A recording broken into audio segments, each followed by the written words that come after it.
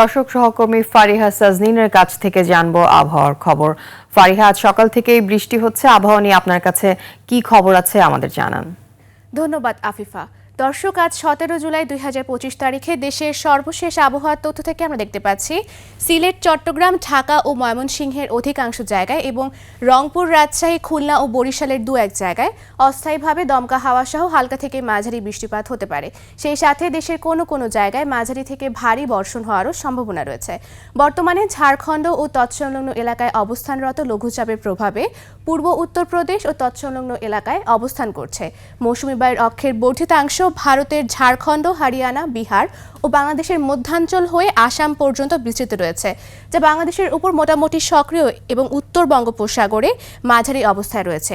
সেই সাথে গতকাল সর্বনিম্ন তাপমাত্রা রেকর্ড করা হয়েছে টাঙ্গাইলে, যা 23 ডিগ্রি সেলসিয়াস, এবং গত 24 ঘন্টায় ঢাকার সর্বোচ্চ তাপমাত্রা ছিল 33.3 ডিগ্রি সেলসিয়াস এবং সর্বনিম্ন তাপমাত্রা 25 ডিগ্রি সেলসিয়াস। গতকাল ঢাকায় বৃষ্টিপাত হয়েছে 14 মিলিমিটার পর্যন্ত এবং গতকাল সর্বোচ্চ বৃষ্টিপাত হয়েছে ময়মনসিংহে, যা 61 মিলিমিটার, এবং ময়মনসিংহের সর্বোচ্চ তাপমাত্রা ছিল গতকাল 32 ডিগ্রি সেলসিয়াস এবং সর্বনিম্ন তাপমাত্রা 25 ডিগ্রি সেলসিয়াস। সেই সাথে আজ সারা দেশের দিন ও রাতের তাপমাত্রা প্রায় অপরিবর্তিত থাকতে পারে।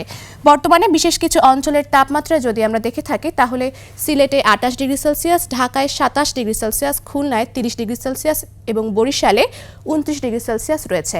আজ সারা দেশে ঢাকার আকাশ থাকতে পারে মেঘলা এবং দক্ষিণ অথবা দক্ষিণ পূর্ব দিক থেকে ঘন্টায় 10 থেকে 15 কিলোমিটার বেগে বাতাস প্রবাহিত হতে পারে।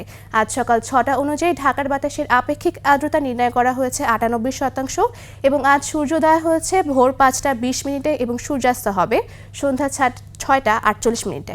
দর্শক, এই ছিল আমাদের আজকের আবহাওয়ার তথ্য। ফিরে যাব আফিফার কাছে। আফিফা।